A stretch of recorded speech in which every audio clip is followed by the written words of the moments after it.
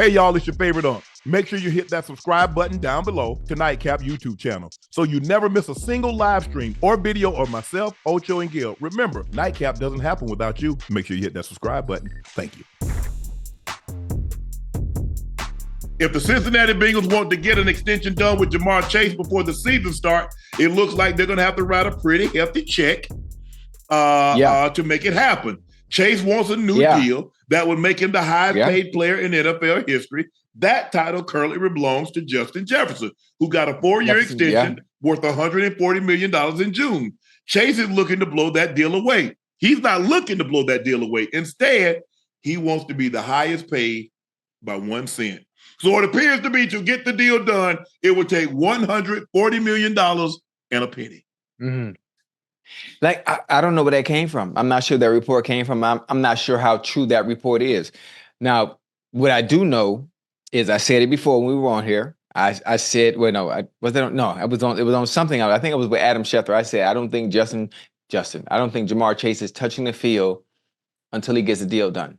Obviously, he is making minimum wage for the type of receiver that he is in this NFL. He's a top 3 receiver based on what he's done so far and based on what he's going to do. We understand his potential and what he can be for the Cincinnati Bengals. If you watch the Cincinnati Bengals offense, it is run through Joe Burrow's the quarterback, but the main threat is Uno. We all know that. When they break the huddle, defenses make their adjustments and their alignments based off where Uno goes. We know that. Now, no disrespect to the Bengals, they have a great receiving core and some great depth at receiver, but there's a difference in Uno and everyone else. Now, I also see T. Higgins as 1A. I don't really see him as a number 2, but it's still different. It's still different. There's a reason he was drafted where he was drafted in the first round, because he is that great. He is that phenomenal. He is a difference maker. He can hit his head off the goalpost from anywhere on the field. And we understand the importance of that and what he brings, to that team. Joe Burrow knows that. So at some point, Joe Burrow is going to have to interfere because he understands, like, listen, we always start the season off slow. We always start 0-2 out the gate, 0-3 out the gate sometimes. This year is different. Teams in the AFC North have gotten better. The Browns have gotten better. The Steelers have gotten, they've gotten better. The Ravens have gotten better, so you can't come in here, playing around. The culture has shifted in Cincinnati. Things are different in Cincinnati from top to bottom, the way they do things. And I think they will get it done. I don't think he wants to be the highest paid, but he will be top 3. Of course he does. Yeah, I don't. They not doing that now. But here's the thing: they're not going to make you. They not. I don't know. He's going to be paid within, top 3. Now, I don't know. I can't speak because things have changed based on what they're willing to do. But I know one thing, and I said it. People were making fun of me. You said he wasn't touching the field, and he went to practice, and y'all thought because he went to practice, oh, okay, now you're coming back. No. Yeah, he holding in. And the one thing I know, based on what I know about Ja'Marr, is he mean business.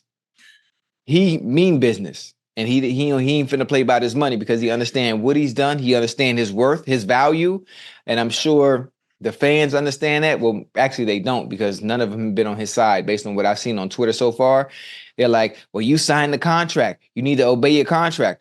And I didn't even want to get in that argument, but. For some reason, fans are always on the owners and the team side, But it's crickets when they decide to cut a player who was also in the contract, and it's always crickets. Yeah.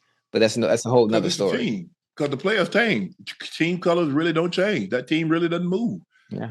And the thing that's working against Chase is that he has 2 years left. CD had one. Yeah. Well, CD had one. CD was a franchise. Yeah, CD was I think they franchised CD, right? Or he had 1 year left. He had 1 year left. Yeah. Jefferson had 1 year left. Chase has 2, Ocho. How do we get there after 2? Hey, let me see. Let me talk to you about that. When it comes to special players, right? There are very few of them in the NFL. On every team, there's maybe 1, maybe 2 if you're lucky. Like 49ers, you got a Trent Williams, you got a Christian McCaffrey. Special. Bengals. Jamar Chase. I can go down every team. Everyone has a special player that is deserving of said contract despite how many years you have. There's a thing that I call doing right by an individual because you know what value they bring to your team regardless of how many years are left on a contract. I understand the way business works. I understand he has 2 years left. But in good right and in good faith, if it was me as an owner, I know what value he is and but how. You have to be willing to give up something, Ocho. You can't say, well, give me that and give me the guarantee because I'm giving you the guarantee because you want security, right? So what are you going to give me in turn for this security? You got 2 years, not one. You're not at the end of the deal. You got 2 years left because you and I, we got to, you know, when you run a business and I run a business, I got to look at it from a standpoint. Yeah, I want everybody to eat, but what do I get in return for giving you this? I'm giving you financial security, a boatload of it, 2 years earlier than I have to. Really, theoretically, Ocho, 4 years because now you can play those 2 years. And I can pick up that 5th year option. That's 2. That 5th year option. I got 2 franchise tags. So theoretically, I really don't have to do anything for 4 years. So well, actually, you don't want to piss him off either. What I'm saying, you don't want to piss him off either. What do I get in return? You have to give up something, Ocho, because if I come to you with 2 years left, what are you gonna give me? So you got to give me some leeway, Ocho. Mm-hmm. Yeah, I'm sure it will. I mean, listen, it's those that work upstairs that are going to get that done. To go to a cheap but they have to have. They don't be want to pay nobody, Ocho. Listen, you know Mike Brown, man. Well, listen, like if you look at some of the off-season acquisitions now, we open up the wallet now. But that's to bring you in. We I already got you That's here. why I said. Yeah, that's why I said the culture. That's why I said the culture has shifted, especially when it comes to paying players. But I think they gonna get it done. He's not touching that field without him. I don't have a problem. I can tell you that. But if he's slotted somewhere, if he comes in like CD, then I think that's the Browns. I don't think the Bengals have a problem giving him an extension to put him in that top 3, top 4. It's just that with 2 years left. Right. We can't put you number 1. Yeah, you pole vault Jefferson. Right. And when Jefferson numbers, if you go back and look at it through the first 3 years, Jefferson's numbers are better. Yeah. Oh, wait, listen, they better, but Chase is right there now. he right there with him. And think about right there with him. So the guy, I mean, 1,900 receiving yards 1 year. All those catches. Last year, he had missed 7 games and still had over 1,000 yards. JJ. So look, you're splitting hairs because each week you're like, I want this guy, I want that guy. 1 week it might be JJ, next week it might be CD, next week it might be Chase, it might be Devontae. It's your preference. What do you like?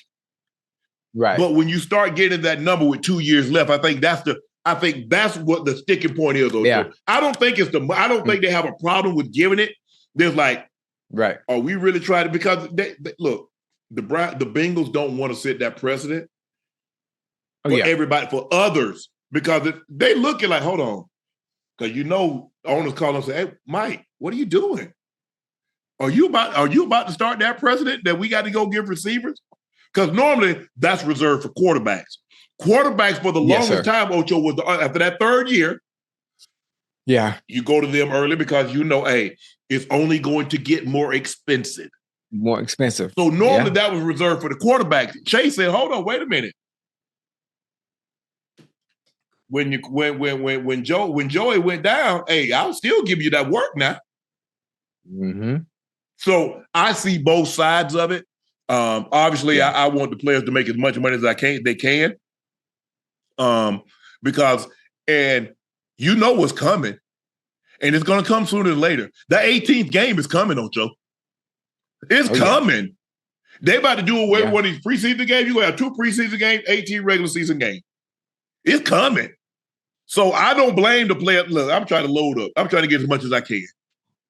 I'm trying to get back to the table as much as I can. So when I get that 18 game, I get that extra check. and I got that money. I got the extra money. Hey, I'm okay with it. So I don't have a problem because I know what's coming. You know what's coming. That deal doesn't end till 20. When is the new CBA up? 2020, 2030? They got a long way. They got a long way to go. Yeah. And they just went to 17 3 years ago. Think about how long it was. They went from 12 to 14, 14 to 16. Mm-hmm. So think about that. And they're about to go from 17 to 18 in less time than they went from 12 to 16. Yeah. Hey, it is. Listen. I really hope they get it done, huh? I do too. I really hope they get it done. We, my Bengals, we need to hit the ground running week 1 against the Patriots at full strength. Week 1. Set the tone on the season with a W. Week 1.